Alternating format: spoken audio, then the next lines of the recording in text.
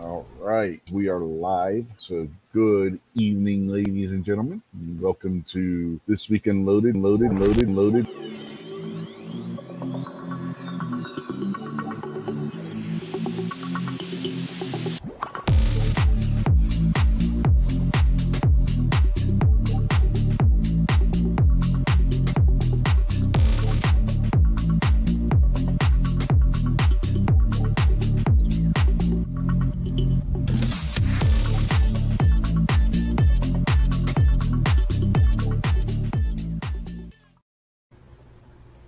All right, so yeah, we're live according to the intro. So, good evening, everybody. Like that said, I don't know. Do we really want to wish these people a good evening? Yeah, I guess we should, huh? So that's polite and everything, right? But you know, we're not the Air Force Academy. Come on. Anyway, tonight we got so far anyway. Rob D is here. How are you tonight? Doing all right. Thanks for having me. Thanks for joining us. Whoever's out there and whoever may catch this on a replay.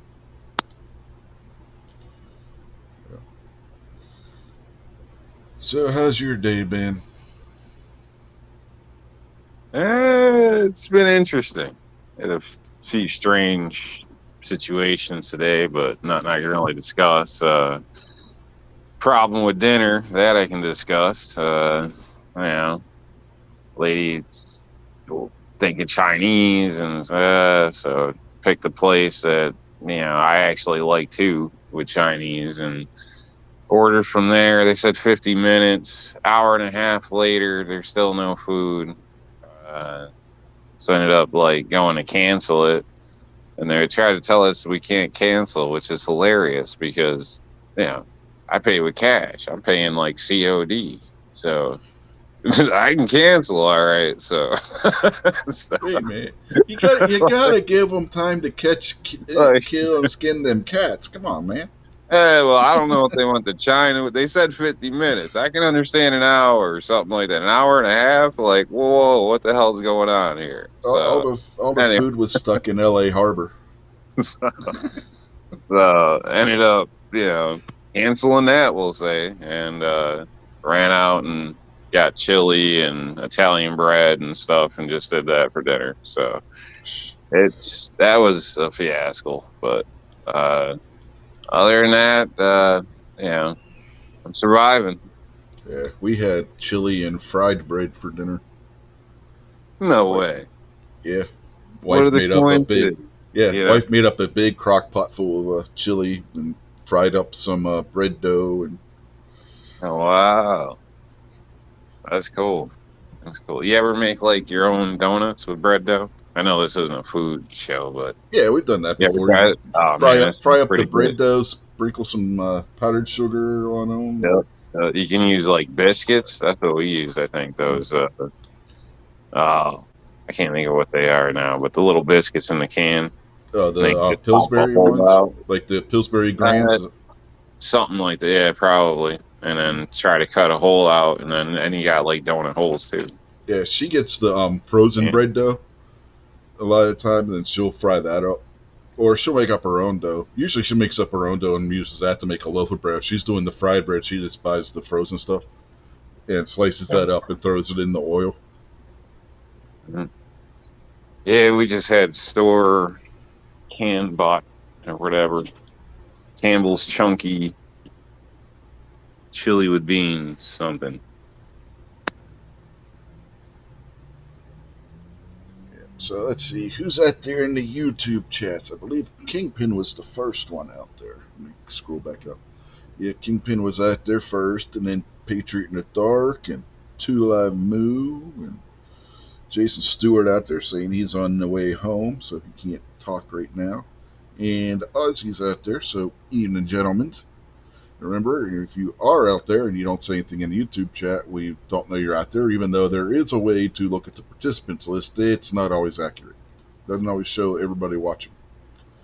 Like, for instance, StreamYard says there's 9 people out there, and that participants list is only showing 5 people, and I'm one of them.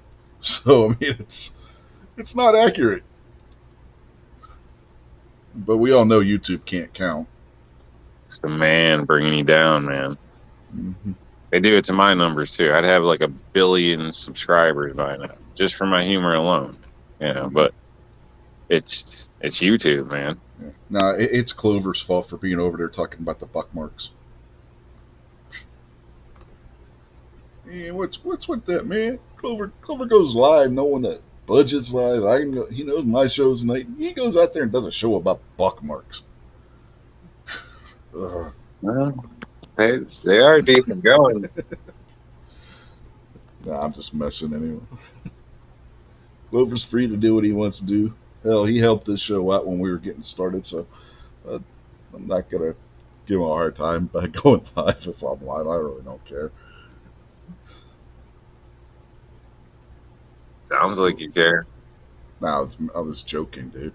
that was purely joking around. I mean, Leprechaun's got to take a break from being chased by kids looking for their Lucky Charms or shotguns in Clover's case, according to him earlier this morning on Gary's chat.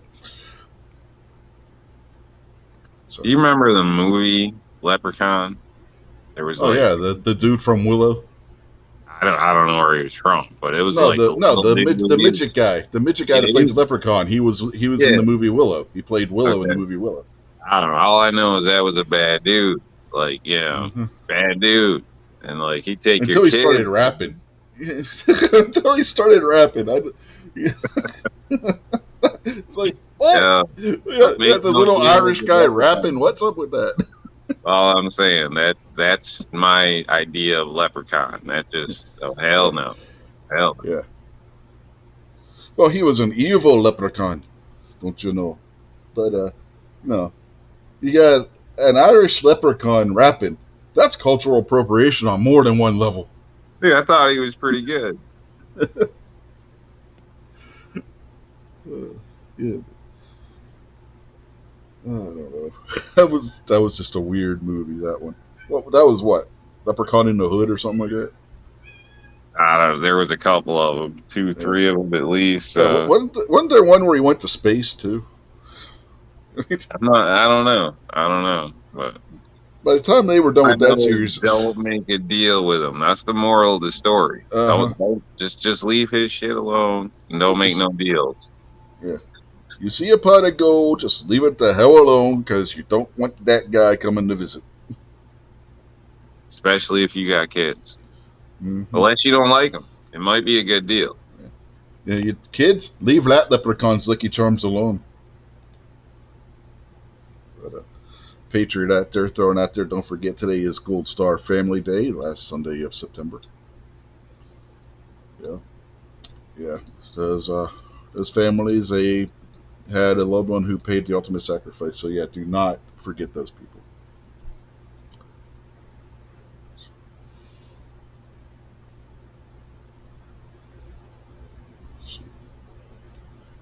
And I guess that could be a segue, since that's military related, to our main first topic of the show. I was hoping more people would have been in here by now. But yeah, well, do what you got to do, right? So let me bring up a screen share here, because this is a doozy. I talked a little bit about it on Gary's show this morning. Scroll back up to the top.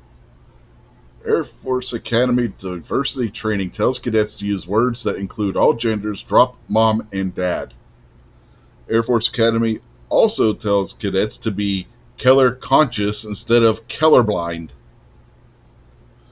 By Jessica Chasmer of Fox News. Exclusive, a diversity and inclusion training by the U.S. Yeah, I can't. My brain just stopped for a minute. No, I'm turning into Joe Biden here. Anyway, training by the United States Air Force Academy in Colorado instructs cadets to use words that include all genders and to refrain from saying things like mom and dad.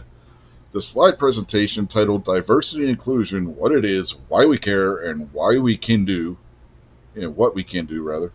advises cadets to use person-centered and gender-neutral language when describing individuals. Some families are headed by single parents, grandparents, foster parents, 2 moms, 2 dads, bullshit, etc. Consider parent or caregiver instead of mom and dad. The presentation states, use words that include all genders, folks or y'all, instead of guys, partner versus boyfriend or girlfriend. Not colorblind or I don't see color, but color conscious, it adds. We see color patterns and value people for their uniqueness. The documents were shared with Fox News Digital by Rep. Mike Waltz, Republican Florida, a Green Beret and Afghan war veteran who said the materials had alarmed cadets. Fox News Digital has verified the document's authenticity. And they got a screenshot of the document, or part of the document anyway.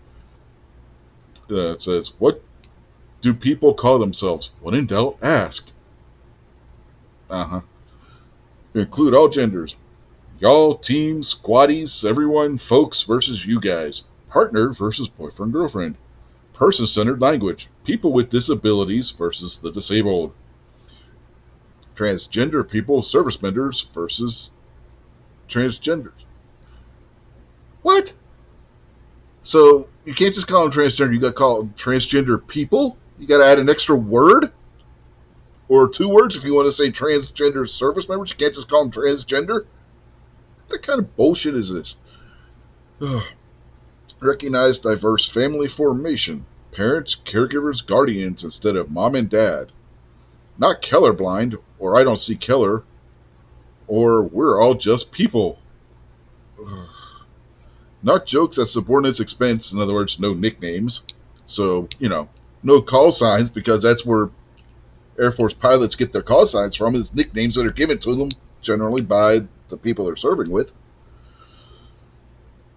Not the N, R, or F words, nor terrorist. Nope, can't say terrorist anymore in the Air Force. For nationality, it happened. Somebody just jumped in. Get back over here. Evening, Kingpin. Yep. So, most importantly, model humility when you get it wrong. A slide presentation about Waltz pointed out during an interview with Fox News Digital that it's been a tradition in the military to get letters from mom and dad or your boyfriend and girlfriend for as long as there's been a military. Now we're instructing every cadet entering the Air Force to not say mom and dad, to not say boyfriend or girlfriend, and this kind of drive towards gender neutrality, he said. I think... Oops, somebody else jumping in. Yeah, well, yeah. Hey, sorry about that. I hit the wrong button, got kicked to the back. And then you didn't see me. Yes. Where was I? I think the Air Force should be worried about the macroaggressions against America that are happening all over our world. The diversity and inclusion D&I training also includes an exercise asking cadets to separate into small groups and write down as many G animals or animals that start with the letter G that they can think of in 1 minute's time. What does this activity show us about the power of combining our diverse perspectives? The activity asks. You know what? I ask that shit too. What the fuck? What is the point of that? If there were an operational USSF, U.S. Space Force, in other words, challenge, think COA, Course of Action Development, what risk might be present if we did not fully leverage the diversity of our group? By asking them what to name as many animals that begin with G as possible. Jesus Christ. Somebody done lost their goddamn mind at this point. One slide in the presentation claims that D&I training is critical for developing warfighters to be prepared to lead with character. How can we lift our others, motivate our teams, if we don't know our people, it asks. How can we elevate performance if we don't include people during planning and execution? I don't think that's been a problem so far. Today we are preparing to face challenges that may not exist today. Yeah, you're right, you're not. These challenges don't exist. Training says, for example, information warfare only became a career field 7 years ago, and it never should have. And we stood up the Space Force in 2019. This makes our need to invade critical. Thus, our leaders have deemed D&I a warfighting imperative. Yeah, well, they're wrong.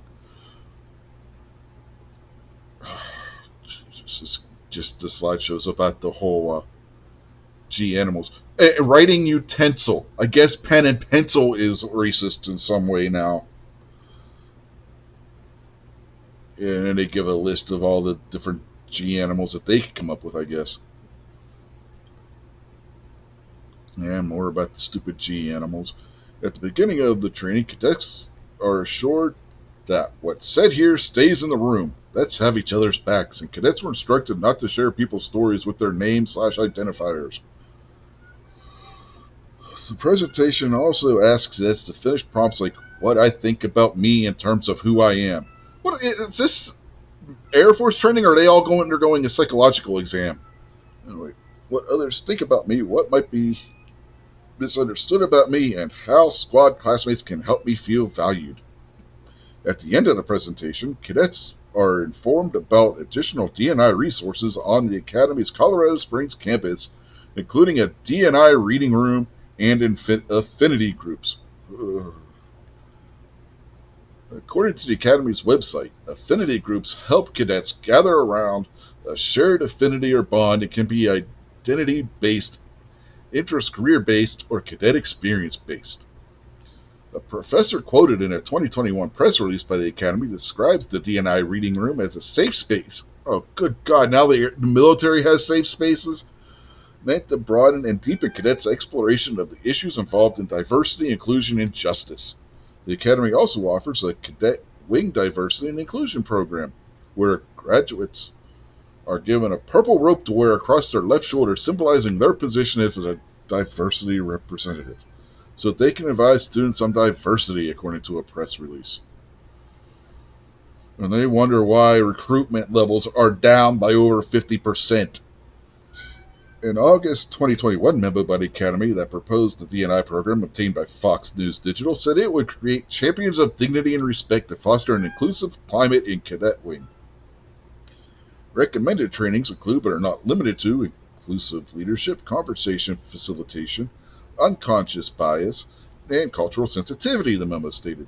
The structure for DNI staff will resemble Air Force Academy Cadet Wing character and honor staffs to reflect that DNI is also an institutional priority. Waltz, a ranking member of the House Armed Services Subcommittee on Readiness, told Fox News Digital that the program structure is particularly concerning because it appears to create a separate, parallel chain of command. To those of us who are a little bit older, it reminds us of what the Soviets used to do, or what the Chinese do today, where they literally have political commissars inserted at every level end of the chain of command. But they have a separate reporting chain to ensure that the military is abiding by their ideology and their political doctrine. That's exactly what it is. Not only do they have diversity and equity officers in the cadet chain of command, they wear a special insignia, which is exactly what the political commissars, they would wear an armband in both the Soviet Army and now the Chinese Communist military. I just think that there are some really alarming parallels, he said. Again, he's not wrong. When we are in the majority, we are going to legislate this, and we are going to cut it out of the U.S. military. I hope so. An Air Force Academy spokesperson said in a statement to Fox News Digital that the DNI training is to help prepare cadets for warfighting. I don't care. Go take this shit and shove it squarely up your ass along with your butt, babies, as Snob talked about earlier on Gary's show. That's about all. I'm not reading any more of that shit. All right, what do you guys think about that horse shit? Rob? I think it smells pretty bad, to be honest. I don't know. It's crazy. I mean, with everything that's going on, I'm not, not that surprised. But I mean, I don't know. That's a lot to respond to. But I got stuck on the guys thing, referring to people as guys. So they want you to refer to a group of people as you guys. Hey, you guys ready to go? No, they don't want you to do that. Okay. All right. I don't know. I'm just kind of lost on, I don't know. It's crazy. I mean, it's like, so besides your duties, it's a whole new culture you have to learn. And be fluent with to get through without having an issue. Like I personally, I think it's crazy. I don't know. Jason he says butt babies is hilarious. The sad part is it's an actual thing. It wasn't. It's not a joke. Well, Kingpin, what do you think?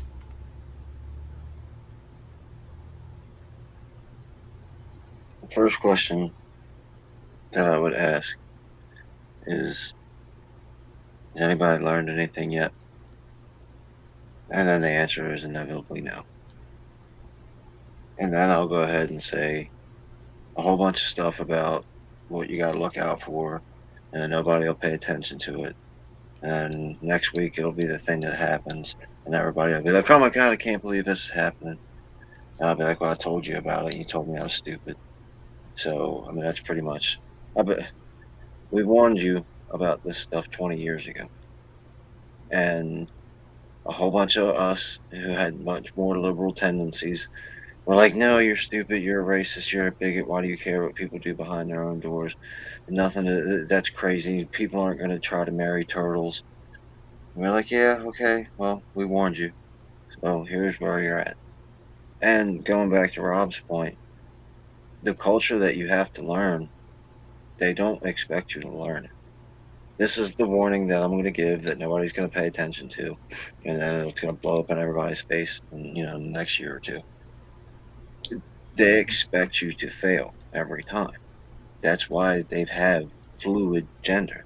That's why they have all this other fluid stuff. And so when I feel like I'm identifying as a tree and you call me a person, you've offended me, and your offense was violence. Now you can be prosecuted. Now you should be shunned and canceled, and all the worst things could happen to you because you basically raped me. And that's where it's going. And I know, but you're crazy. No, these people right now think that you disagreeing with them is you basically raping them, and they will have you charged and try to charge you with rape because you disagree with their insanity. So just be prepared. The more we feed into it, and the less we are stern and 100% absolute in our convictions about the atrocity that's happening, nothing's going to change. They've abused the language forever and ever, and we've been warned about it forever and ever. And I always bring it up: assault weapon. Assault weapon is a part of everyday speech now. Like normal people, gun guys, 2A guys, everybody says assault weapon now. And we all know what and where that term came from and why it was started. But it never got shut down. And that's the problem. This isn't going to get shut down either. And it's just going to get more and more pervasive. Not going to do anything about it. I'm just going to complain about it.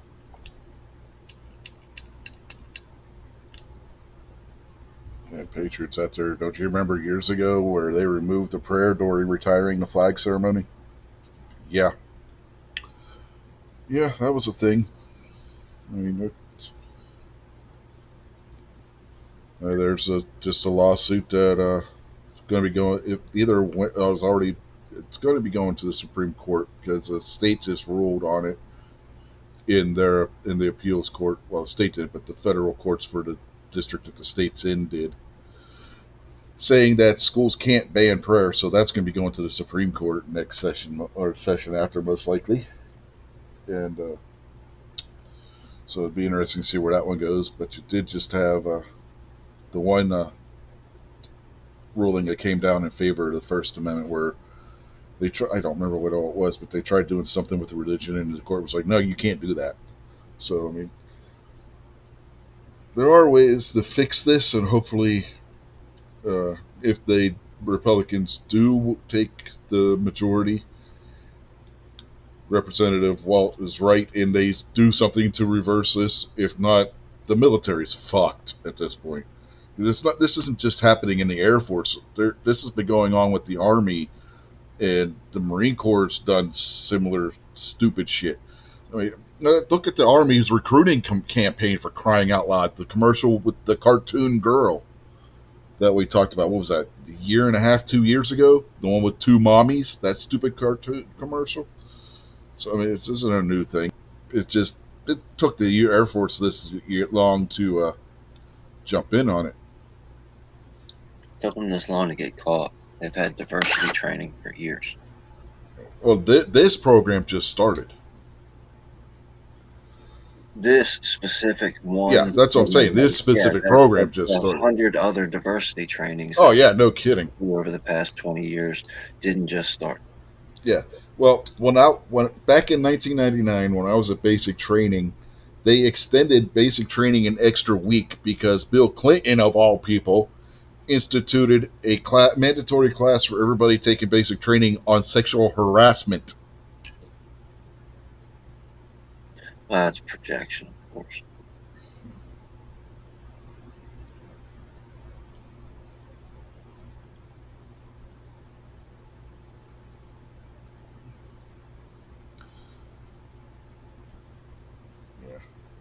Tim S. says, well, let's see here. In my best Marine Corps voice, I'll yell, fuck that shit.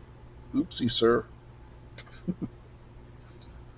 And Petra says, yeah, they fired those guys that refused to change the ceremony. Yeah. Do they let you when you're, I don't know, not in forward areas, like when you're home and on a military base and going through basic training or PT or whatever, where basically you're at military doing military stuff, are you allowed to use foul language? Like if you're standing there in line at your bunk, like the movie show, and the drill sergeant's walking by and you use foul language, is that acceptable for people while they're, I get it, if you're at war or if you're at downtime, you can talk however you want, but is there like a code of conduct for curse words? When I was at basic, it was wholly dependent on the drill sergeant who heard you. From my experience, there's no, you know, it's almost encouraged. Now, if you're out in public in a uniform, you're representative, so you shouldn't be talking. You know, you should be representing well, basically. You know, you don't give public statements, stuff like that, none of that type of stuff. So, like, if you want to go, you know, to the bar and have fun, get out of uniform. You know, other than that, you're not gonna really be able to have fun per se. You know, if anything comes up, it's a problem. So, you know, you're a representative, and you can have consequences for overstepping that, and people do or have. So, but you know, as far as language, you know, just speaking to somebody back and forth, I've never seen it be.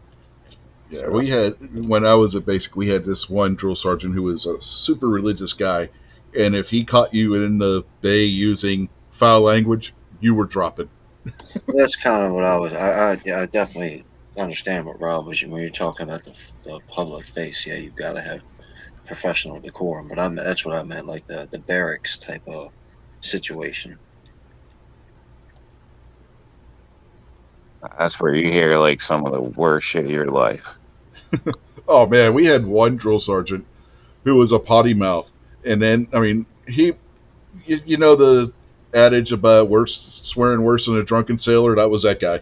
And then we had the other guy who, like I was just saying, was super religious, and if you said anything that was 4 letters and began with an F and ended with a K, you were doing 20, 25, 30, 40 push-ups, depending on how pissed off you was. And then our head drill sergeant, he didn't give a shit one way or the other.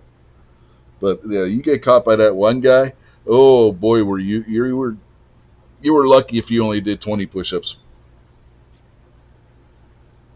There was one guy, he routinely caught him swearing. You know the water bucket thing, right, Rob? Where if you forget your canteen, you're carrying buckets of water up and downstairs. He caught. Huh? Go ahead. I was gonna say we didn't have that. We had people like falling out, like dropping. and it came to be a big thing, and you were ordered to hydrate, and we were forced hydration drills, and basically, if you dropped out, you were disobeying an order, so it didn't go anywhere good. Yeah, we had 2 canteens that we had to keep in the cargo pockets on our pants, full of water at all times. If you didn't have your canteen, oh boy, were you in. You were not going to be very happy by the time you got done with your punishment. A flight of 40 stairs. You had to carry 2 pickle bucket, the plastic buckets like you would buy at Home Depot, full of water up and down those stairs, and you better not spill a drop of it. It was a gallon of water weigh 8 pounds, and those are 5-gallon buckets. Uh-huh. Yeah, your arms were sore and tired by the time you were told you could stop. Not very many guys forgot their canteen a second time.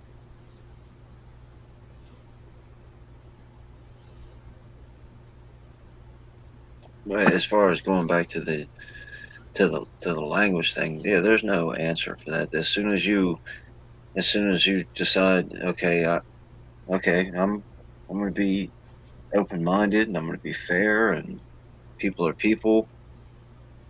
Jack over there now identifies as Jill, so hey, ma'am, how are you? They'll find something else for you to fight with you about. You'll address them some different way. Your hand motions will freak them out. I had this lady earlier today.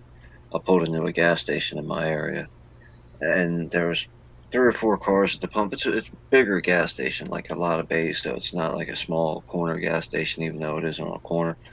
It's got a lot of pumps, so probably 3 or 4 cars there. Then there was a car in the parking spot for the guy who worked there, and then there was my car. This lady comes walking to the parking lot, and when I get out of my car, she starts yelling at me. And what she's yelling is the store open? Hey, is this place open? And I was like, oh, do you mean here, the Exxon? And she was like, yeah, is it open? I was like, yes, ma'am, sure is. And I said, I'll even get the door for you. And she started screaming, like, literally, no, I'm a germaphobe. I said, no problem, ma'am, I'll get the door for you, and I'll step out of your way. And then she walked in and wiped her feet for like probably about 30 seconds, which is extremely long time to be wiping your feet. And I just stood behind her, and like, there's nothing that I could say, so I just stepped as far away from her as I could and kept quiet. Once I said, I'll hold the door for you, and just let her be her, because trying to communicate with her in any way would have been tragic. When she walked into the store, she says, does this place sell coffee? And then everybody in the store, there's 3 other people in the store, were like, yeah, man, coffee's right here. And she was like, no, iced coffee. And then one guy was like, oh, yeah, I'm getting ready to get a cup of that myself. It's right back here. And then she just calmed completely down, got her iced coffee, and I left. But that's the thing. When you interact with these people, she has a special need. So interacting with her, you have to be cautious and careful, and she deserves that because, she can't help what she does. These other people aren't special needs. These other people aren't really transgender. They're pretending to be. It's like bell bottoms, except this bed is going to get a lot of people killed and a lot of people mutilated as children. So as soon as you understand, I'll call Jack Jesse, he's going to change that to something else and find another reason that you're wrong. So there's no winning with these people. The whole plot is designed to destroy any kind of semblance of reality and sanity.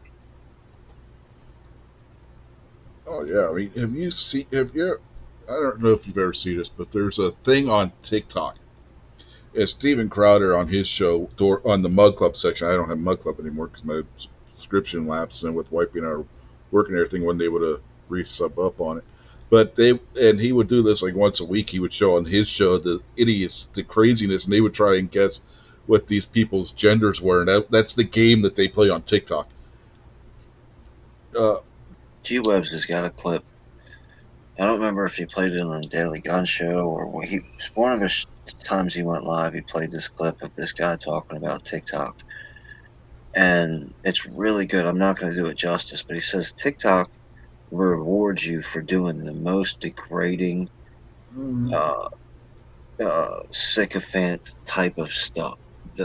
Most horrible and demeaning stuff that you can do is going to get you the most click rates on purpose. That's the way TikTok is designed, and people love that stuff, and they can't understand that they're being drawn into that deviant behavior. and where I was going with the story. Remember when goth used to just be the way certain people dressed and the music they listened to and all that? Now it's a gender, according to TikTok. Right, but Goth never got anybody killed. No, but Goth it's never still got retarded. anybody's young man's uh, system removed, or a young lady's system destroyed. No, the point is though, it's so retarded how far some of this shit goes. Right, but that's my point. This stuff Yeah, is getting our kids killed. yeah. Goth, you had to deal with your daughter wearing a dog collar and dyeing her hair black for 2 years of her life, and then she grew out of it. This is like life and death and destroying people's lives. Yeah. And there's a whole bunch of people that are going to hear me say, "Oh, you're a bigot." Yeah, good. Yeah, good. Crappy actor says his brother said that when the drill sergeants boarded the buses at Paris Island was the most scared he'd ever been. Yeah, the shark attack is what we called it. I don't know if were they still calling it shark attack when you went in the army, Rob? Basically, yeah. Yeah, what you're talking about when you're getting off. Yeah, when they first come onto the bus or the cattle carrier, whatever they used, where you went for basic to transport you from reception to your final destination. Yeah.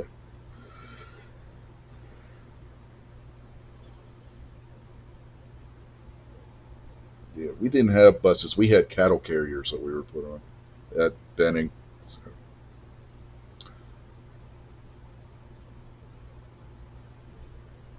No, we were bust in. yeah, we were bused to the base, but from reception battalion to basic training company or battalion, whatever, uh, they put basically like the cattle trailer, like you see they're hauling horses and cows on and shit on the highway. That's basically what we rode down to the from 30th AG to Sand Hill. That's basically what we rode on. We rode in the back of those. Well, hey, Rob, and you might not want to talk about it, and if you don't, I totally understand. But uh, the question I would ask is, what would you say would be your favorite part?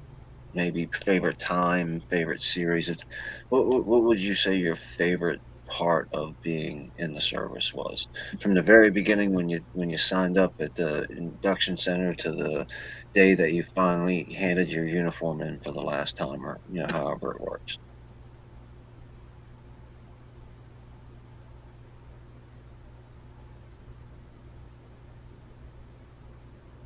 Probably some of the people, to be honest. You mean just like the friends that you made, and then the people you ran into and stuff, like just the regular old human contact that you got to experience? Yeah, I don't know. When you struggle through things, you bond with people, different relationships. It's nice being able to count on people. Like, uh, s- you know, coming back from that and then dealing like trying to fit back in with everybody's bullshit is can be difficult. It's just it worked. It was messy, but it worked. I don't know.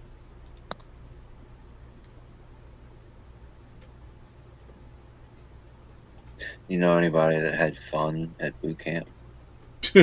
No. Like was like enjoyed it? Like, man, that was awesome. Can we do that again?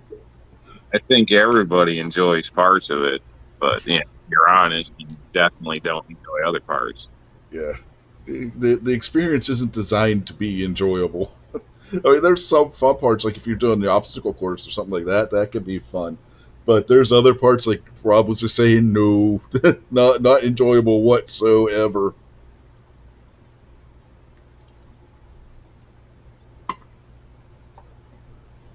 I can't mess with being cold and wet. I mean, I can get over it, but if I can choose not to be cold and wet at the same time, Well, then you don't want to be cold and wet doing basic? Go start your basic training in May at Fort Benning, Georgia. You will not be cold. You'll be wet, but you won't be cold. yeah, I'm fine with that. I'm fine with that.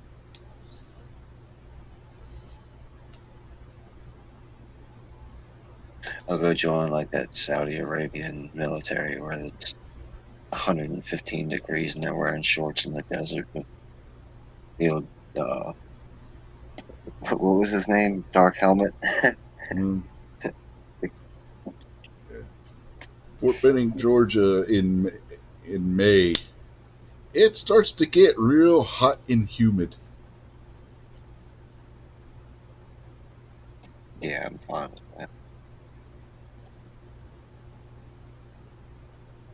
It was cold in the mornings for us, cool in the mornings, and then it would get nice and warm. So, and then it's where it was just hot all day. Kentucky.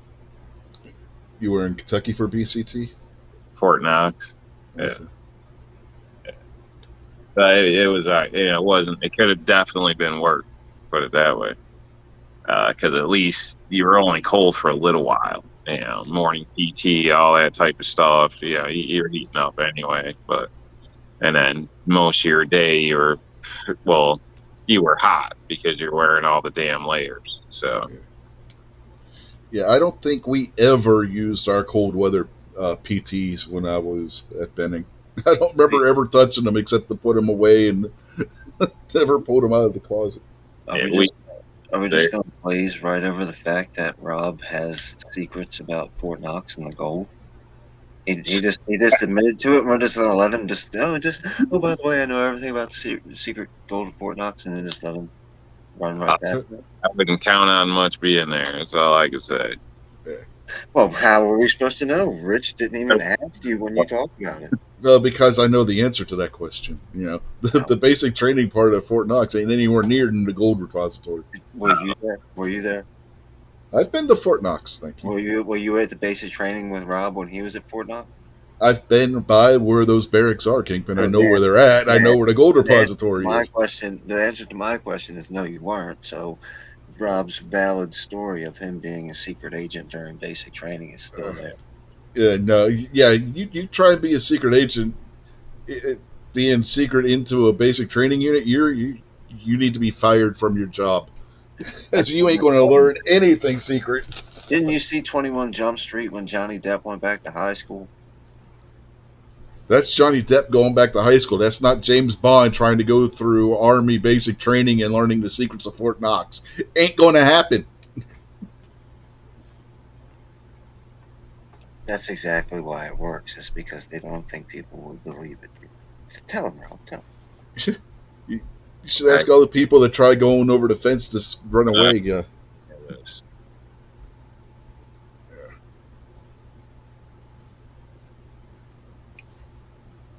There was plenty of guys when I was there that were wearing the orange vest because they got caught trying to sneak out. We're all going to get visits from the CIA and the FBI and all the other three-letter alphabets just for talking about it. We had to guard people in the vest, but... yeah, I did too. I got stuck guarding somebody. Shit, some of them people are crazy as hell, man. And you know what? Most of them graduated. I shouldn't have said that. Yeah, I had to guard one of those orange vest people while I was on when I was on profile while I was waiting for them to ship me back up to the 30th AG when they decided they were kicking me out for medical reasons. So what are they, civilians that tried to break in, or are they military No, people? they're people that had signed up and that they were either on suicide watch because somebody said they sent the letter and somebody said that they were really depressed sounding in their letter, and they call up and then they get put on suicide watch. So they got to wear the orange vest, or somebody tries sneaking out of the barracks and they're worried that they're trying to run away, so they put the orange vest on them. And there's a few different reasons why you can get the orange vest put on you, but if you do, you have to have somebody with you everywhere you go. You go to the bathroom, somebody's got to be right there holding your hand. Did any of the orange vest people try to break into the gold? Some of them took off, and that's why that's like what Rich is saying. But yeah, but like everywhere you go, they're talking 24 hours a day. Like you can't sleep, and they don't let you sleep. Like they're gonna poke you and be loud and shit, and then take you out somewhere, and you're gonna fail a qualification. It's like it ain't gonna be good. It ain't gonna be good. Damn, I'm saying too much. What is like Dick Cheney run your guys' medical corps over there? It sounds like you're just torturing handicapped people. Well, some of those guys may have been mentally handicapped. I'm not going to say they weren't. Well, I mean, it's acceptable if while you're torturing him you had fun, then that's acceptable, I guess. What's up, Snob? What's up, Abigail? Oh, you don't want to be waiting on like a Med 20 or Med 40. I tell you, treatment ain't gonna be any better.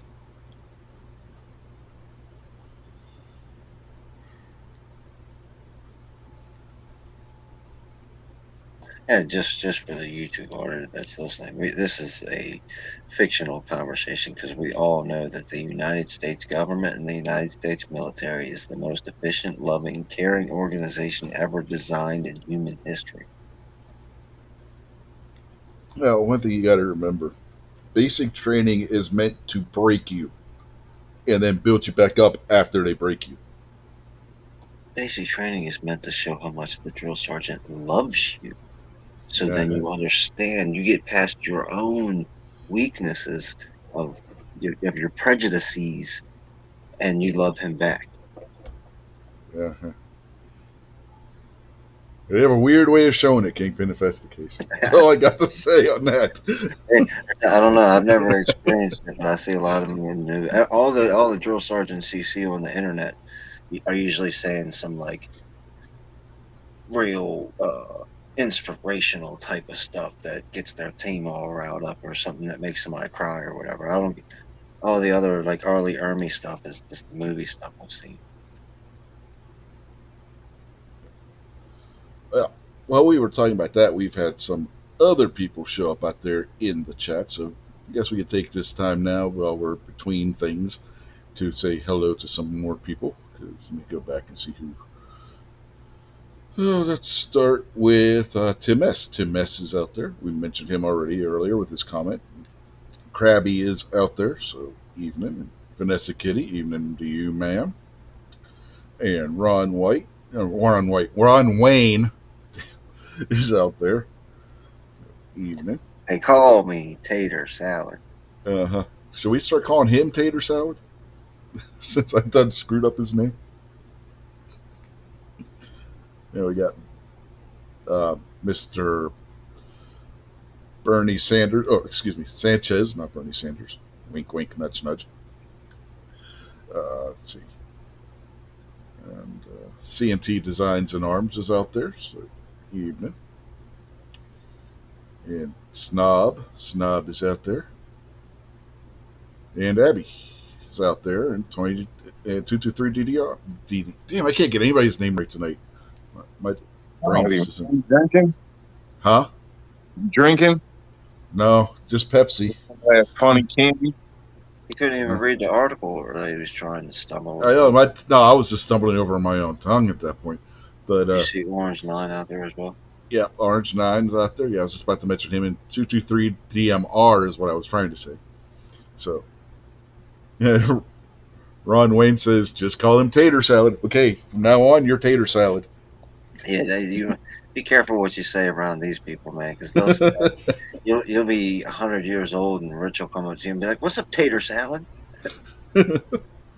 Oh, it's how nicknames get started. Moose says can't call him tater salad. That's offensive. Hashtag USAF. I guess it would be, wouldn't it? Well, as long as you don't say like Mr. Tater Salad. Well, because I'm not in the Air tater and Force, salad so. could be fluid. Well, I'm not in the Air Force, so it doesn't matter what the Air Force says. So, there's that.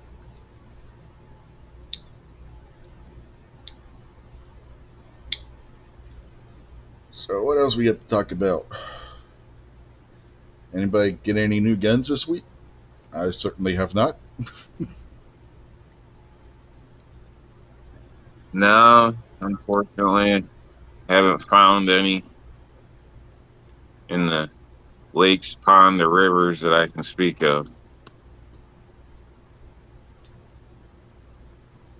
Orange 9 talking about his checkmate again, and he's out there flexing about his checkmate. He doing that last week. What were you saying, Kingpin? Sorry, I didn't catch it. I gotta get to a gun store before I can buy a gun. Oh, speaking of, I know a place where they got a stockpile of Ruger t-shirts for cheap. Right here in town. So you're talking about the guy across the street from me? No, the store. The Burke's outlet store here in town. They had a shit ton of Ruger t-shirts the other day when I was there. Are they still $25 a piece though? No, $10. That's not bad. Picked me up another Smith & Wesson shirt. Oh shit! You sending me one? I didn't think about it, Rob. Oh. No, honestly, what size you wear? If they still have any, I'll pick you up. Like some of them in there if they got any. Large, I'd say. Yeah, $10 is a good deal, man. Yeah, well, $10.99, so say 11, but still, I mean, yeah, I mean, look online; these are $25. You go to Smith, $25 to $30. You go to Smith & Wesson's website. Yeah, I caught a deal a while ago, and I think I got like 2 for $30 or 2 for $40 or something like that. I don't know. It was a while ago. Like mine are all, you can tell they're old. So work shirts sometimes, but depends where I'm working. 223 says brother-in-law got a Springfield 1911.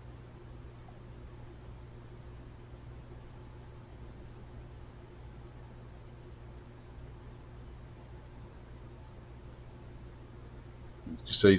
Okay, I see what you're saying. He's 223 DMR with his brother-in-law bought a Springfield.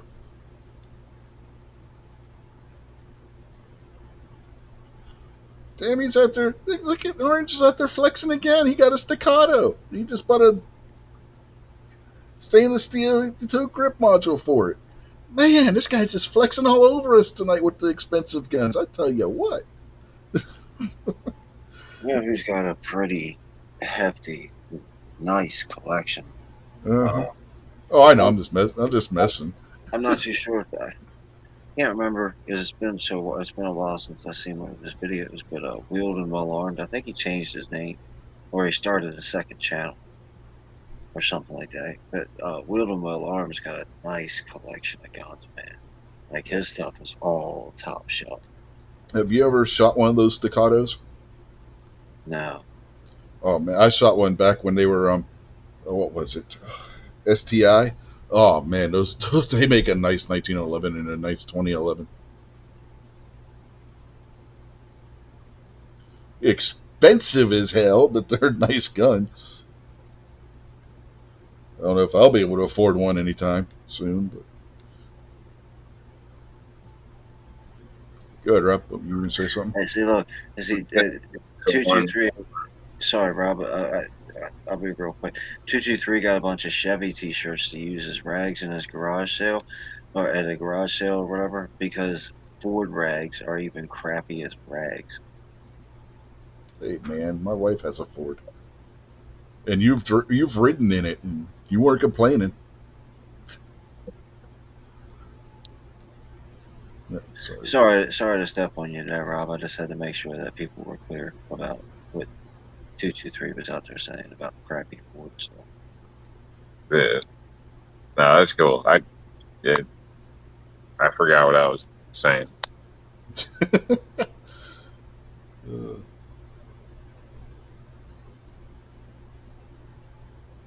think you offended Orange there, Kingpin. Called you first on race day hater. Well, I mean, when you're usually sitting in first place, you can hate. That's just now I can't talk. Bitching at you. It must be contagious, Rob. Yeah. Passing it through the phone. Isn't that one? Doesn't that have like a really tight? Yeah, not much leeway as far as our play with the backstrap safety. Because I believe that's the one She Fires was shooting and had issues with. Like she couldn't get a good grip or something. On which one? The Castado. Staccato. Well, every company puts out on lemon every once in a while. So. I was just curious. Yeah. I mean, the gun just didn't seem to really function right with her. So, yeah. Maybe people with smaller hand grips or something like that, might be something to try to avoid. Yeah, so they're a high cost competition style firearm in most of their stuff. So. All right. I know my lady has had issues with those back straps too, with certain firearms, not all, but some of them.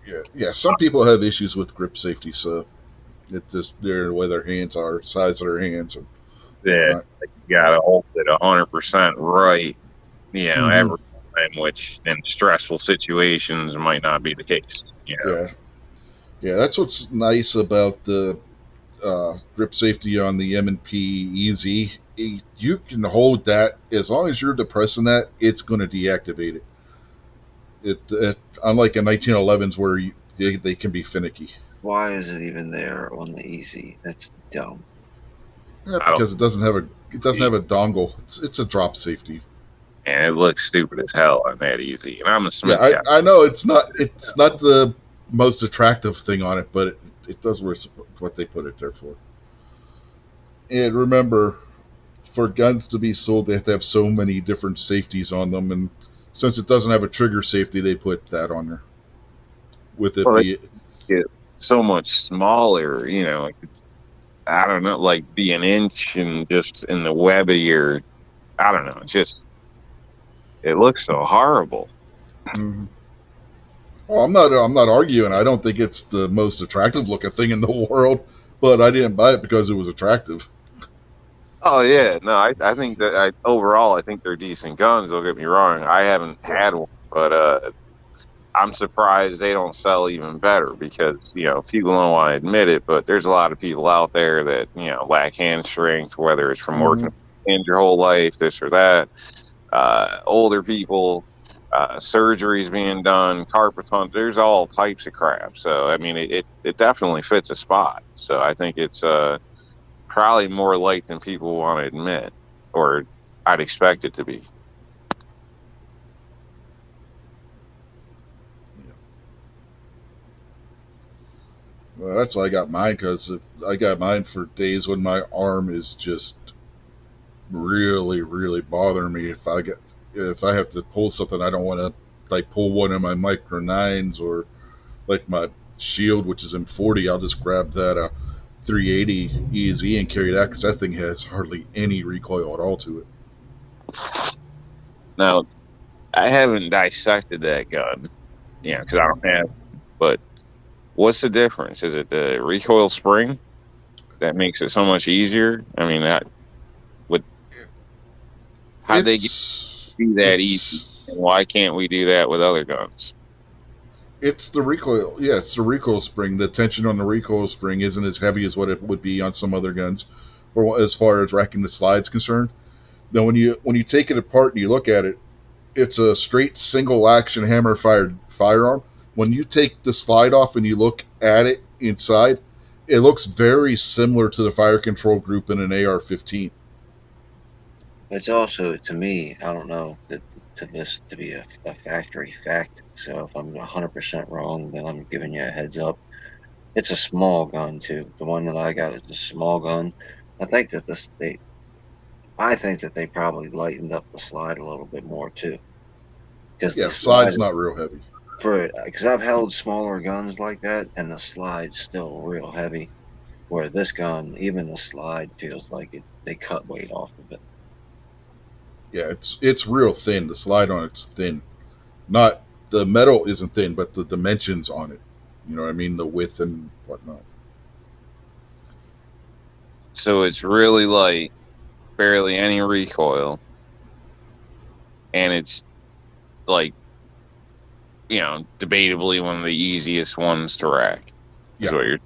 Yeah. Oh, it's very easy. I can grab that slide with 2 fingers and rack it with It's just 2 fingers. It's super easy to operate, but it does have the stupid grip safety on it, and it's got cheap little dinky magazines that has a little thing you got to pull down to load. Well, that's to facilitate the ease of reloading on it too. They're I designed know. after 22 magazines. That's what they did. They adapted a 22 magazine. I understand that. I'm well aware of that, but well aware of also Rob talked about this morning that, as well as me, I'm not a fan of the follower magazines. The good thing about that is at least it's a metal magazine. It's not plastic. Yeah, it's metal.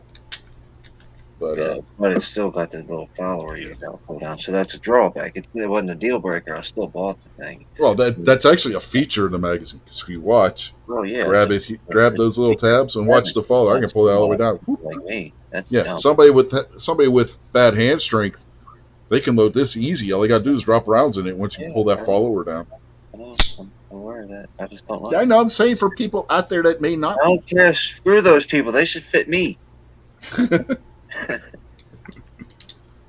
Yeah, hear that, everybody? You got if you don't jive with Kingpin, it's your fault. Who's got a crown on? Who's wearing a crown? And I'm armed. And I'm armed. Hey, I'm armed. They sell a block for that safety on the easy. What, the grip safety? Yeah, there's an option that you can put a block in that. Because other than that, it almost sounds perfect gun. For EDC. No, you got it. You have to have that safety. The gun won't function if the way the safety is if you were to remove it. Is there even a such thing as block my grip safety? Is that a thing? I don't think so. Never heard of that before. I'm not saying, I just don't know. I've never heard of it before, so I didn't know if it was a thing or not. Like, that would be the worst way, but you know what I mean? There's got to be a way. Whether you pin it or something, I mean, you do something, I think. I'm not saying you should. I'm just saying, I'm asking if you could, like if they sold a kit for that, or is that something that's... You know what you probably could do, in all honesty? Get the Talon grip. Get their custom tape where you would cut to make the grip tape for a gun that they don't actually make it for. If you wrap that around there tight enough, as easy as that grip safety is to deactivate, that Talon grip could probably hold that grip safety in to where it might as well not be there. See, I thought people pinned the 1911s, or did for a while. Like, that was the thing. It's possible. I've never heard of it, though. But I've never heard. I can't remember ever hearing about that. I don't claim to have heard of a lot of stuff about guns either, so it's very possible. I don't know. Anybody out there in the chat ever heard of that before? Honestly, I can't say that I have. Gizzard Gary did join us, by the way.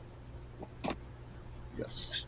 Wasn't he out there earlier? I thought I saw him out there earlier. Was that over on Budget Show? It may have been over on Budget Show. So, evening, Gary, if I didn't say hi to you already. That's the first time. Normally, for the past, 2 years or whatever, I've been watching Budget Show on the replay while I'm at work, just listening to it. Mm-hmm. And so this is the first time in a while I've actually been able to type in the chat, and it was pretty cool. He was running it by himself, so it was pretty fun. I don't know. I enjoyed myself watching the show tonight. I thought he did good.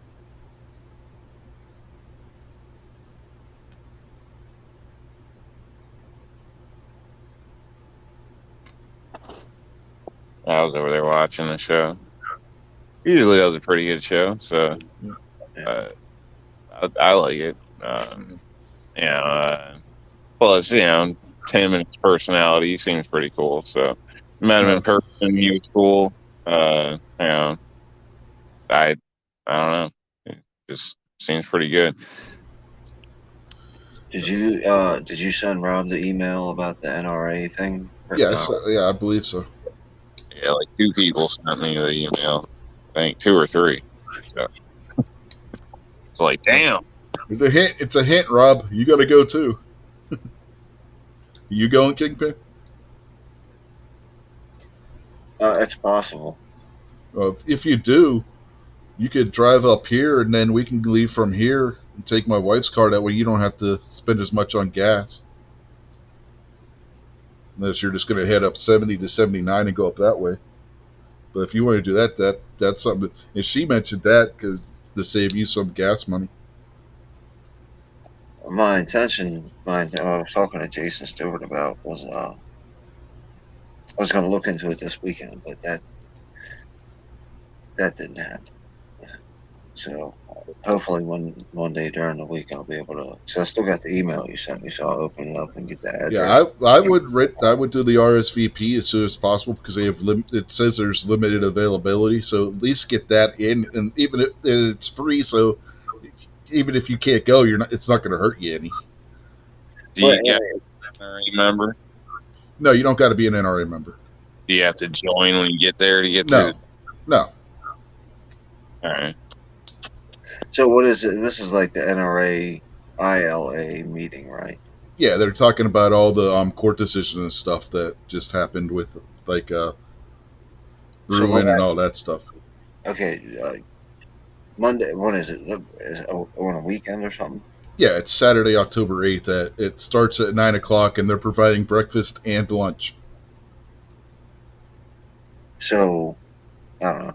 My thoughts are, I don't really care about what any of those people are going to say. I just come up there to hang out with you guys. Yeah. So, depending on, like, if people are going to stay there and hang out and, like, go home the next day, like, I'll come up and just hang out with you guys after the show and have dinner and, like, play cards or whatever we're going to do. But I don't know if I'll make it to the show or not. I might make it to the show, but if I don't get a pass or whatever you're supposed to get by the RSVP, then I'll still try to come up and at least hang out. If the people are gonna, as soon as the show's over, leave, then I'm not gonna drive all the way up to Pittsburgh for no reason. Yeah, but I know Jason texted me and said that him and Chris from 740 are both planning to go. Budget may go. He said he may go too. Which all leads me. You probably live the closest out of everybody that doesn't live in Pennsylvania, obviously. Well, no, Rob probably lives closer to Pittsburgh than you do. No, I wouldn't say Rob lives closer, but Jason probably lives just about as far as I do. You think so? Yeah. I don't know. Like I said, if people are interested in staying the night or like hanging out the weekend, I'll do that. But if most people are just gonna bail as soon as the show is over. Yeah, I've been trying to talk her into, because she's going with me too. Obviously because she's gonna be driving. But I've been trying to talk her into getting a room and spending the week, spending the night. But I don't know if I haven't been able to get her talked into doing that yet. Yeah.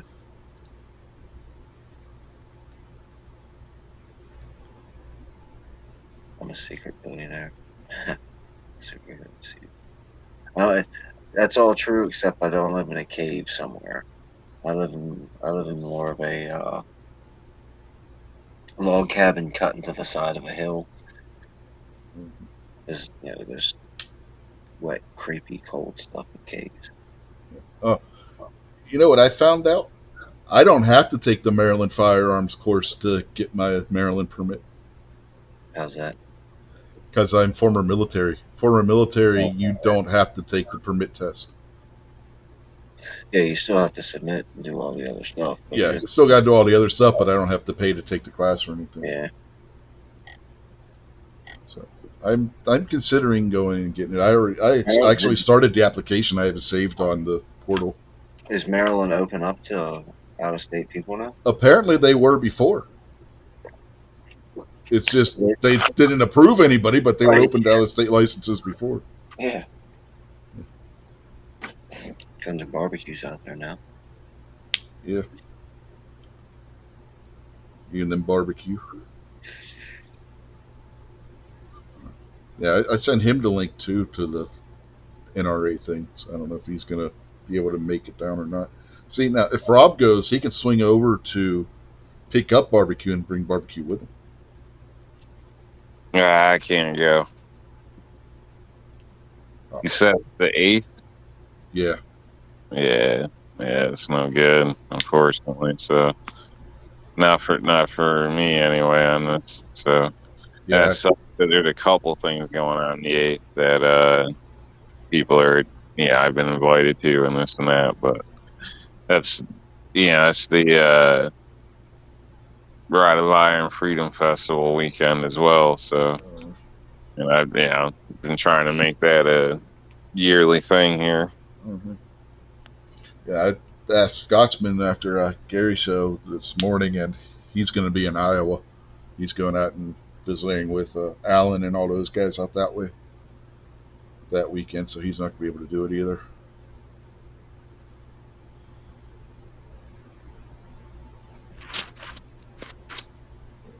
Largest open carry rally in America. Family fun, games, food, fireworks, self-defense demos, range, and more.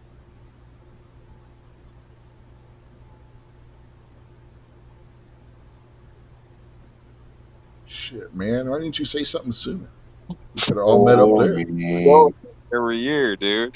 But you didn't say anything about when it was. Let's go sit and talk. Let's go sit and listen to a bunch of lawyers who couldn't care about us being there instead of going to that range, man. That's dumb, bro. You're gonna go like to a basic party instead of an NRA meeting. Gee, you're not 2A anymore. Mm-hmm.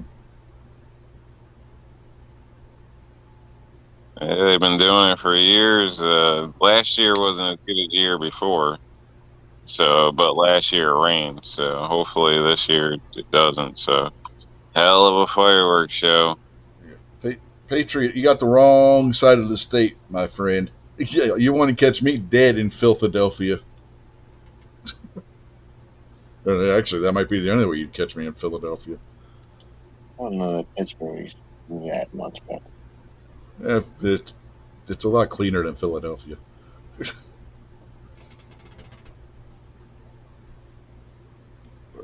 yeah. 223 DMR thinks you should be a country singer, Rob. I don't know why. I can't think of the kid's name right now. But Kane Brown. There's a white dude that's real super popular country singer now named Kane Brown. He's good too, and he kind of sounds like Rob a little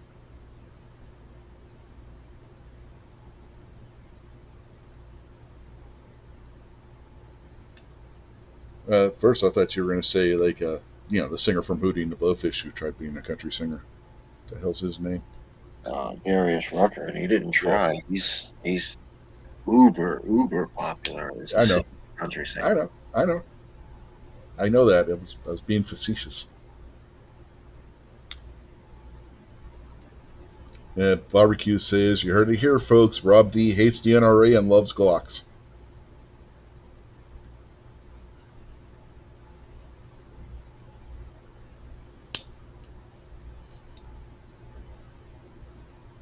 Yes and no.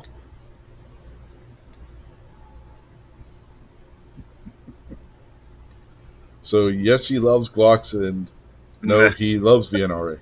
All of the Glocks say, I love the NRA on them. Uh-huh. Yeah, it's etched right, laser etched right into the slide.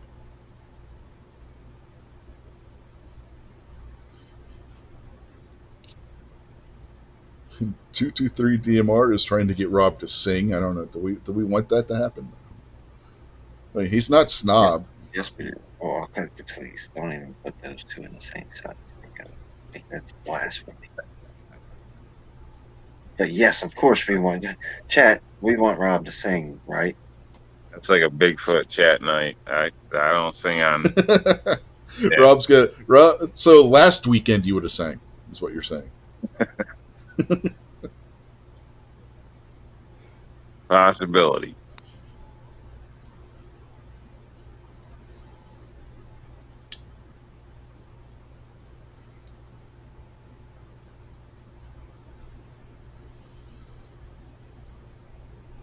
I don't think Susan Wojcicki's algorithm would let those kind of words be played on YouTube 223.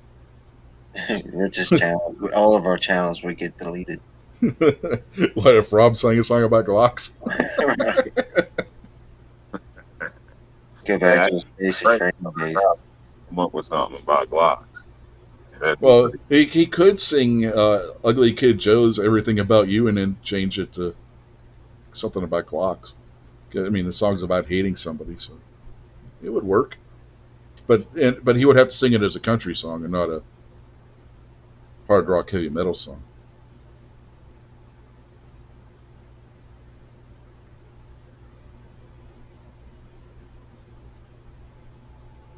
Tim S. is saying that Rob waits tables until he makes it as a country music star.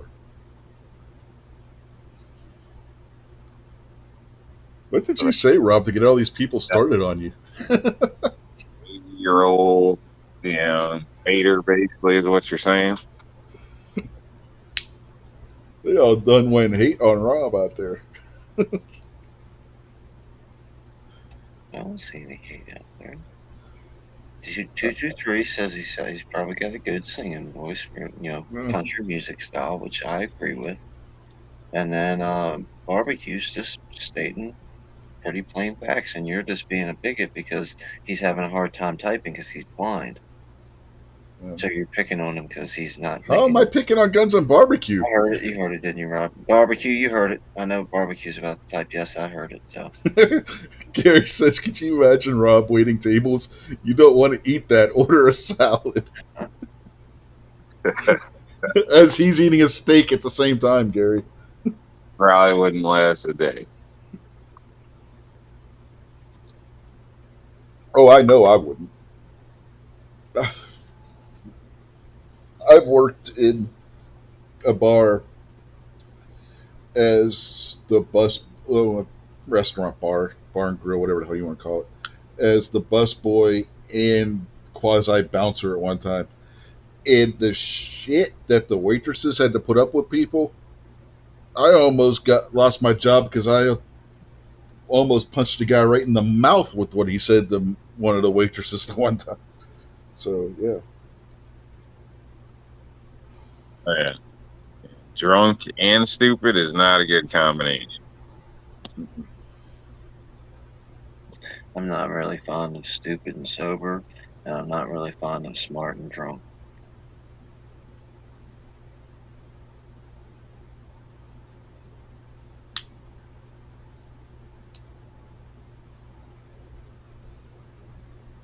Or entitled. You see some of these people, it's amazing. I don't know. Seems like they expect to be royalty or something. Like everybody's supposed to stop and just what they're doing and just tailor to them. Yeah. Some people are just, I don't know where they come from, but damn. I had a customer, this old guy, he was loaded. Like he drive like a maniac, park where he wanted to. He just paid the tickets. I don't care. He'd scream at the cops, whatever. Go to the bank, the guy would cut everybody off and go right up to the front of the line, and they just let him because he had a lot of money. Like somebody told him that he got his brand new phone wet like an hour after he left the store with it, and he didn't get it wet. He goes back and he ends up knocking the guy out. Gets arrested, gets bailed out, doesn't care. Like, yeah. I hate that entitled stuff. The guy paid good, though. Barbecue, no, that is not what I was saying. I've seen Rob in person. He does not look like Darius Rucker. Hey, I think Gary also figured out The reason that you didn't like being a busboy so much is because you were picking up food that people left on the bus station. No, that was the busboy thing was a couple years before the bus station. I Well, guess the busboy thing was actually a side gig I was doing while I was working at Giant Eagle.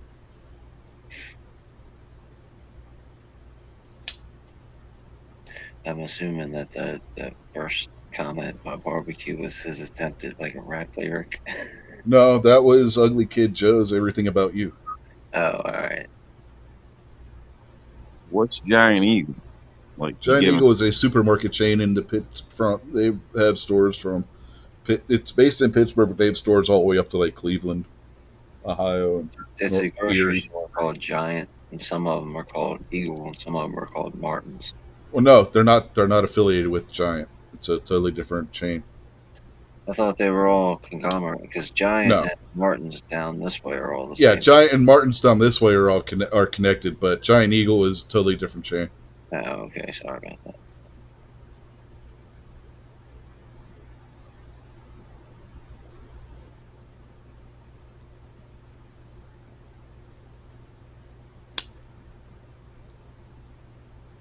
Why are we talking about grocery stores anyway? Black Cat's not here.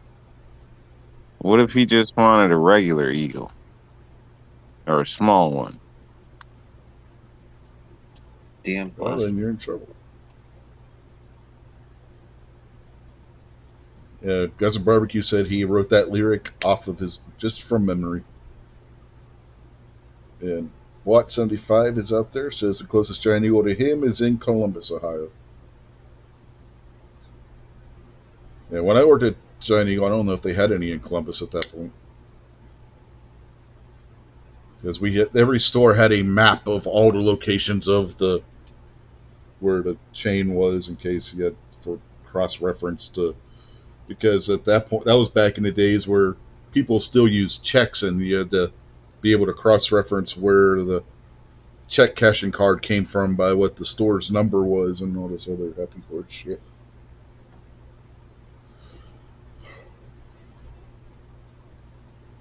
I know there was one in Cleveland. I don't know if they still have one in Cleveland. There was one store in the Cleveland area on the list.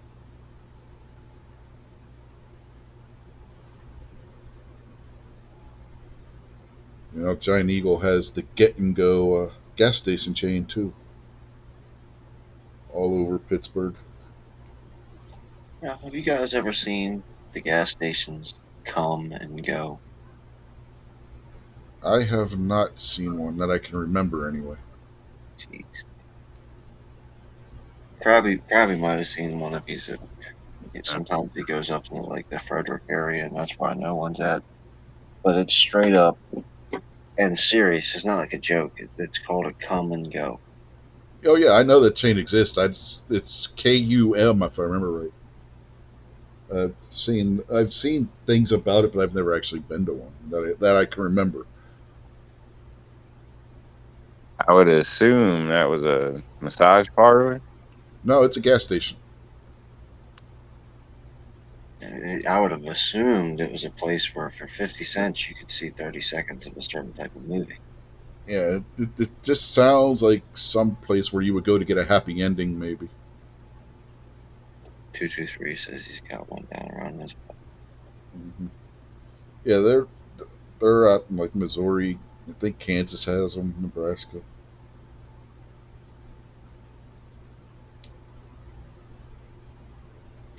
I'm going to sleep. You guys all have a good night. Everybody in the chat, take care. See you all later. Later, Kingpin. Have a good night. Man.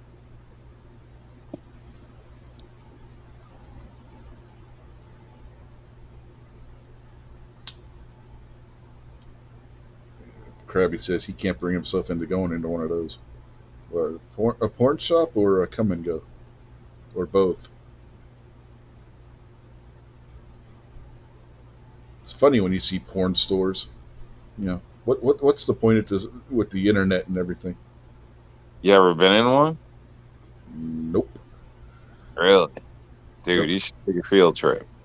No, the closest I've came would be the oh hell, the hell was the name of the goddamn video rental chain? Blockbuster. Blockbuster that had where they had the curtain with the pornos behind the curtain. Just movies and shit. Like, you should go in there. Like, some of the shit they got is crazy. Like, I'm not saying like, but you can buy you can buy all that shit on the internet. You just don't know till you see it. Like, whoa, like they got some crazy stuff in those places. So, like, you just don't know. I've never been in one, but I've heard. My sister-in-law used to work at one. My wife's sister used to work at one of those porn shops. You should go in one. Like, yeah, there ain't no shit. You ain't got to buy nothing. There ain't nothing around here. Don't go, with a pocket full of quarters or something. But seriously, like, some of the shit in there just blow your mind. Like, yeah. Have you been in a Spencer's lately? Whoa. Have you been in a Spencer's Gifts lately? You go beyond the first half of that store, and it's a totally different world. Nah, that ain't that bad. Obviously, you've never been to the one in LaVale, Maryland, man. There's a difference. That's all I'm saying. Like, it's worth at least seeing once, so you have something to compare some of these people to. Like, when you read news stories and stuff, my goodness, man. Wow. Like, there's the Spencer's Gifts in LaVale at the Country Club Mall. I don't know. I haven't been there in a while, so they may have changed it. The front half of the store was like going into Hot Topic with the T-shirts and everything. After that first half of the store, it's wall to wall, like bondage outfits and dildos and shit like that. I don't know what. Yeah, stockings, the games. They got a lot of board games, different types of games. Spencer's had all that shit. Wedding stuff. I don't know, all that. Yeah, but the actual adult stores, that's totally different. Like, that's like the novelty shit. You get into those adult stores, and let me tell you, it's crazy in there, man. So bring a witness, so nobody accuses weird shit. But hell, man, you go into one of those stores with somebody, they'll just accuse both of you of doing weird shit in the store.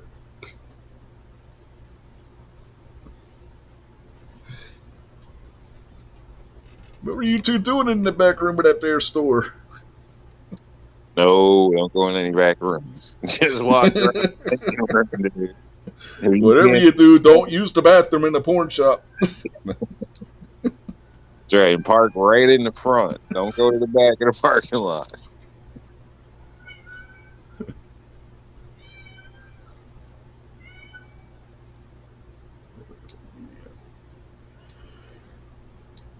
How the hell did we get on that topic?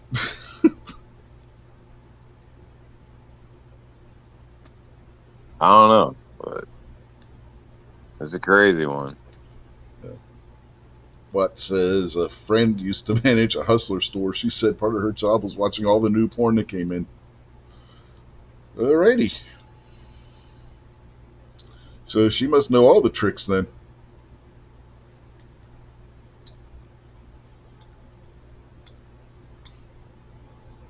And then you got 223 DDMR. Damn, I can't talk. DMR and Tim S out there talking about driving trucks.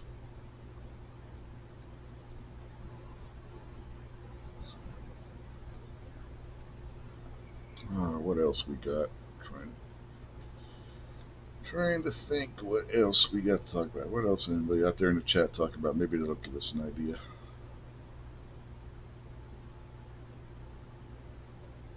No, not really. Basically, Patriots want us to go back to talking about the Air Force and midget tossing. I don't think midget tossing was covered in that article. Of course, I didn't read the whole thing, but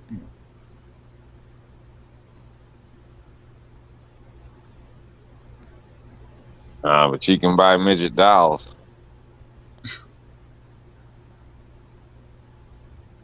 I don't know. Do they sell midget-sized blow-up dolls?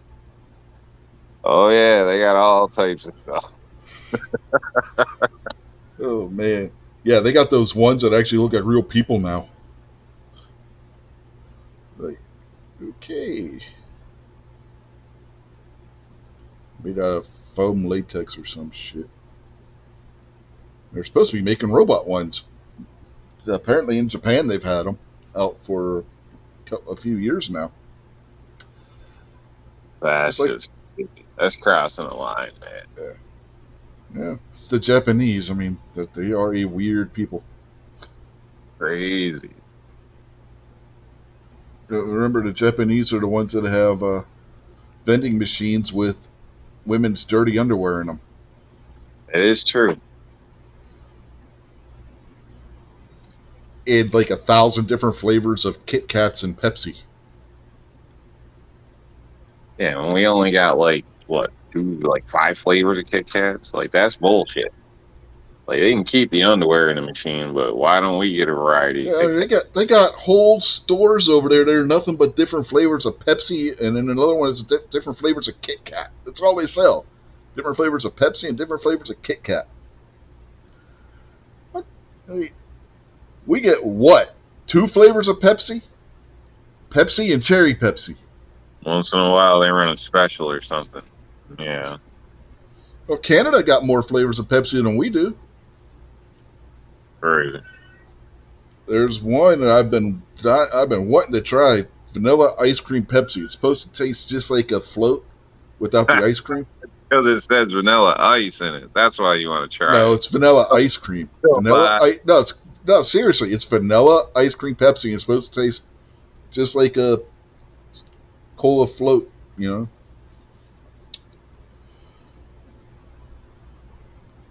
I think there's some caffeinated Pepsi, or not caffeinated, like, I don't know if it's like a coffee and Pepsi mix or something. I've seen coffee and Coke. Something.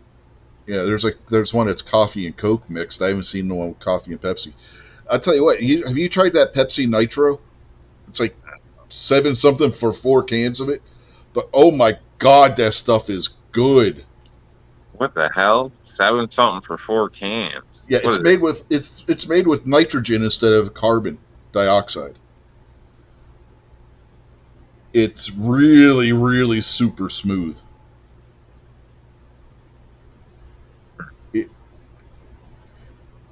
My son bought a 4-pack of it just to try it one time. Oh my god, is that stuff good? It doesn't have like the fizz like regular Pepsi does, but it's like really, really smooth. It's not like harsh or anything like a carbonated beverage could be. So you're paying $7 for flat ass soda? It's not flat. It's not flat. And It's a different kind of bubbly. It's not flat. Oh, a different bubble, huh? Yeah, it's got the way it bubbles is different than what carbonated, because you know the reason why the soda bubbles is because of the carbon dioxide that they put into the water. The nitrogen, it's more of a I don't know how to describe it, to be honest with you, but it's different. Mm-hmm. Yeah, stock in Pepsi now, huh? That's what you're telling us. No, I don't have stock in Pepsi. But no, it's one of those things. It's hard to describe it. You got to experience it. You know, if you've never had it, it's hard to, because it's different. There's nothing I can compare it to, really.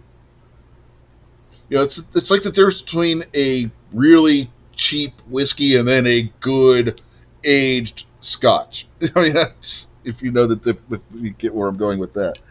Oh, yeah, difference. I'm cheap, man. What the hell are you talking about? I don't know.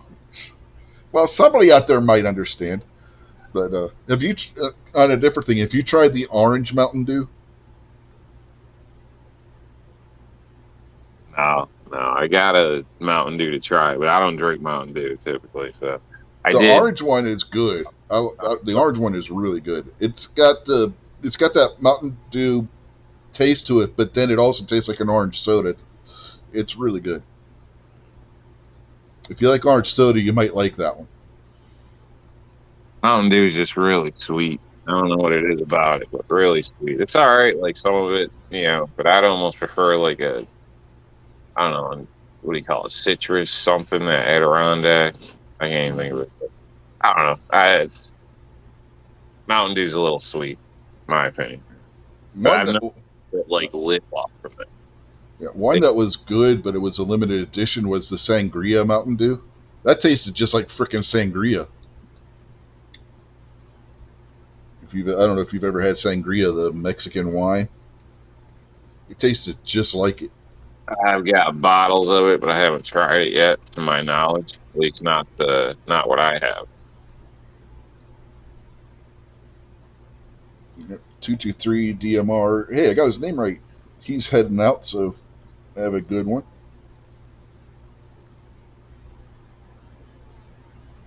Code for going to work on his board. Tim S said they have mango Pepsi. I haven't seen that one. I don't know if I'd like it though, because I'm not big on mango. Yeah, Guns and Barbecue says Mountain Dew Sangria was incredible. Yeah, that stuff was really good. My son handed me that, got one. He's like, here, try this. He's like, what is it? He's like, just try it, I'll tell you what it was. He hands it to me, I take a drink. Dude, is that sangria? And he's like, yeah, it's Mountain Dew Sangria. It tasted just freaking like it. Just non-alcoholic. So how could it taste just like it? It tasted just like sangria. It was really good.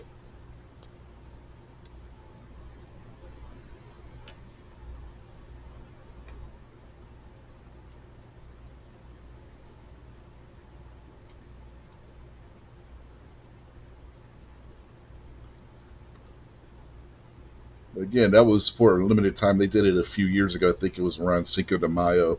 And it was one of those limited flavors that they come out with every so often. Like last year at Christmas, they had that gingerbread Mountain Dew. Oh, God, that was awful. I don't recommend anybody try the gingerbread Mountain Dew. That was not good. I'm glad you said so. I've been sitting on this thing a while. I didn't realize it was that old. Are you referring to? Yes. All right. Yeah, that was that. They had that like last Christmas. It was not that good at all. Oh man. Tim S taking off, so have a good one. That bottle was gifted to me. They were like, "Oh, you gotta try this," and I was like, "Oh, Ugh, no, the refrigerator." no. Mountain Dew and gingerbread don't mix.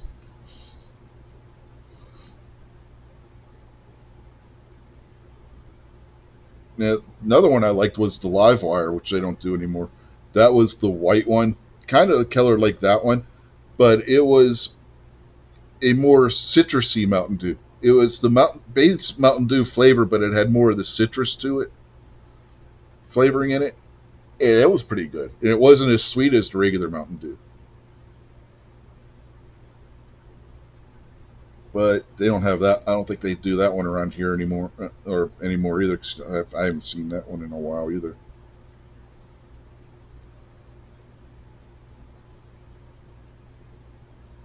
Oh no, Whiteout. It was Whiteout. Live Wire's the one that they have that has cherry infused in it, and I don't like that one either. My son likes that one. I don't. I don't like the Live Wire. The Whiteout was the one I liked. Got something against cherries? No, I like cherry soda. I just don't like cherry soda mixed with Mountain Dew. It just.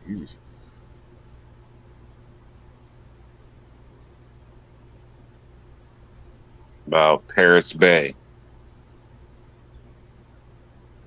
Huh?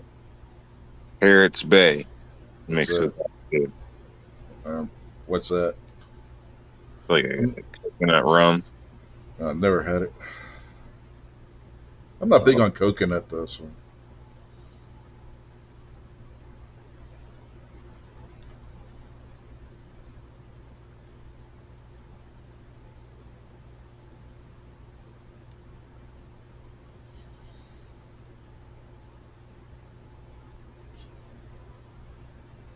Now, black cherry Mike's Hard Lemonade is really good. I don't know if you've had those before.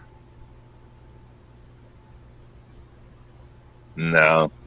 I had the original Mike's Hard Lemonade a long time ago, and it gave me heartburn. Like, I only drank like 2 or 3, but damn.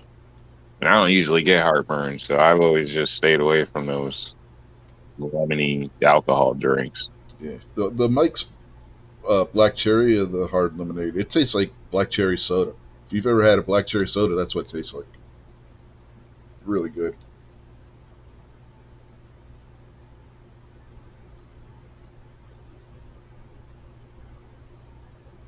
I want to try one of those twisted teas. They're supposed to be really good. I haven't tried those yet. I don't drink a lot of alcohol. Most of the alcohol we have in the house is for cooking. We have a bottle of Jack Daniels that's for cooking or medicinal purposes. And then we have a bottle of, what is it? We have a bottle of, I think it's Bacardi Gold. That's for cooking. And then we got a bottle of brandy, I forget what brand, that's also for cooking. My lady's a twisted tea master. You could write a dictionary with her collection so far. Jeez.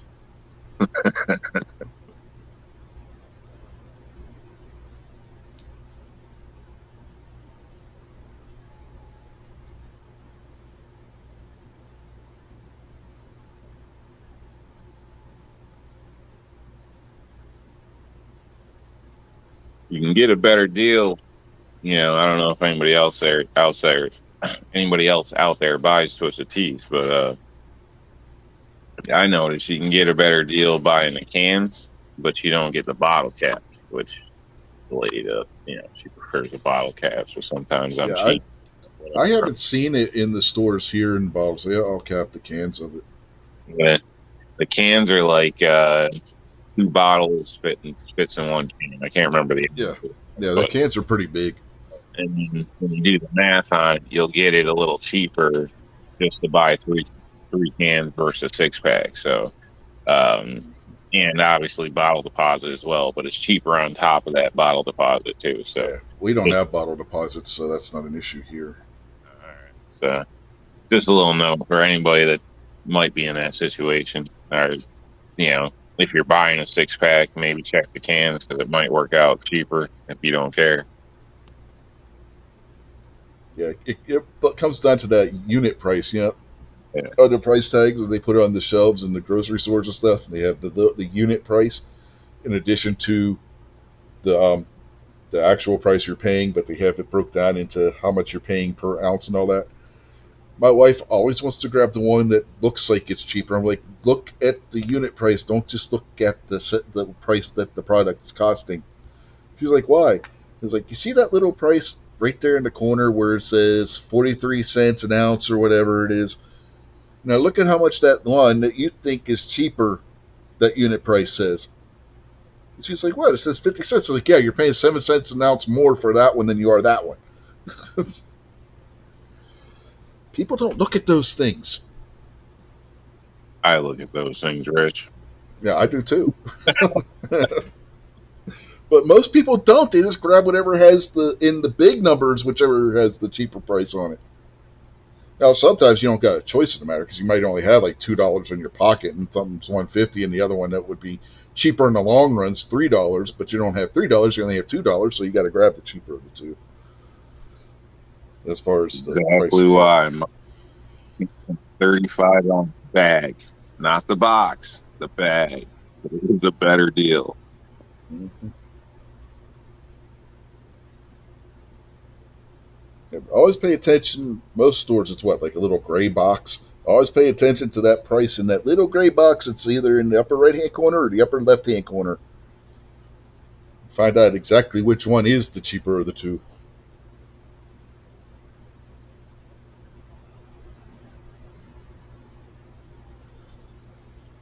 Soda prices are crazy anymore.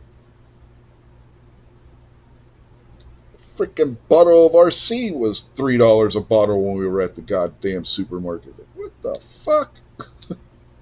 Damn. You got to pay 2 liter. $2 something, almost $3. Yeah, maybe it was. Yeah. It's insane. grocery store. It's insane, the prices that they're charging for that stuff anymore.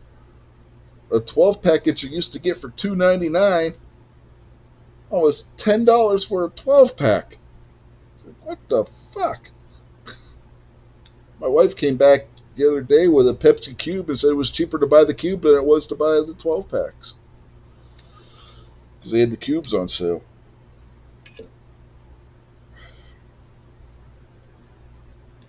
I ain't seen a Pepsi cube in forever. Well, 2 liters always seem to be the cheapest way to go with that. But, you know, if you don't drink a lot of it or you're not going to drink it quick, it also goes pretty stale. So, like, if you're not going to drink it that day, I don't know. I prefer cans or, you know, something else myself. Yeah, we usually get cans. Or we'll get the ones that are in the glass bottle. Like the IBC or what have you. Or the store equivalent, the store brand of it. Like the giant that Kingpin was talking earlier, we have Martin's here, but they sell the Giant store brand. Not Giant Eagle, Giant. It's a different store chain. But they have the glass bottle sodas like the root beer, the black cherry, the ginger beer, and then there's one more. I can't remember what it is. Did I say cream soda already? No, I didn't. That's what it is. Fourth one's cream soda, and they're $1 a bottle, and they're pretty good. Not bad.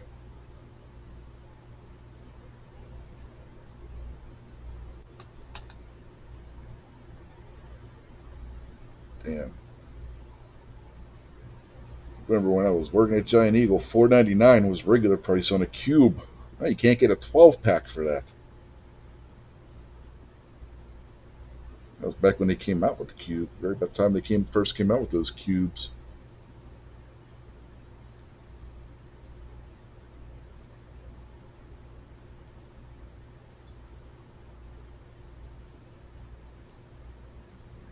Oh, thankfully. We don't drink a lot of soda, so. Yeah, we don't either. Lady used to be addicted. She'd drink like 2 liter, almost 2 liters a day or something with Pepsi.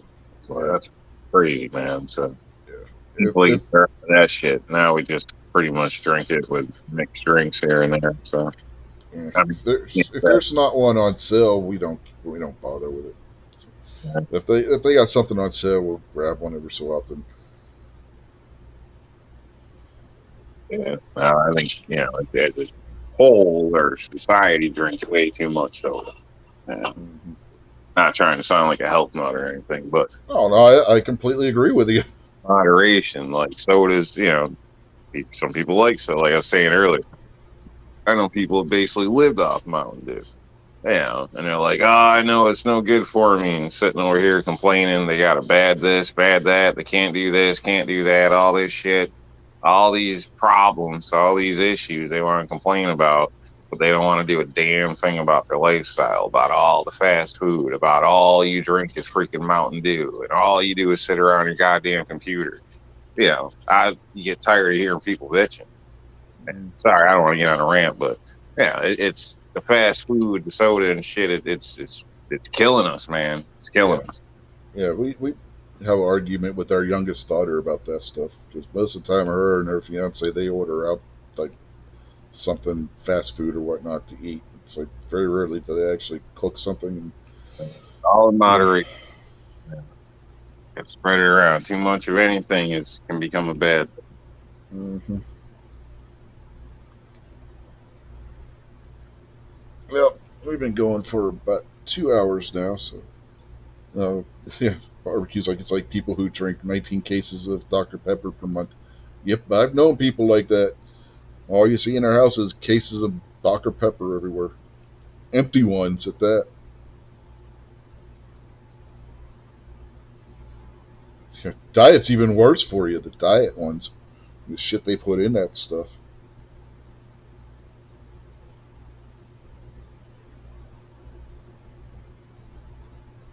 But yeah, I think we can start wrapping this up. We've been going almost 2 hours. So. You got anything you want to plug or anything before we get out of here? Or any like new gun stands or anything? No, got plenty available if anybody's interested. There's obviously codes out there at R&L displays. But now, uh, got really nothing. So thanks for joining us. Yeah, eat a salad, do something healthy. Don't get brainwashed by the Glock guys. Uh-huh. Real quick, to Barbecue's point about the Diet Dr. Pepper, if you go out there and order the Triple Whopper value meal as a large and order Diet Coke, don't think you're going to lose weight because you're drinking a Diet Coke. Just saying. I have seen people do it.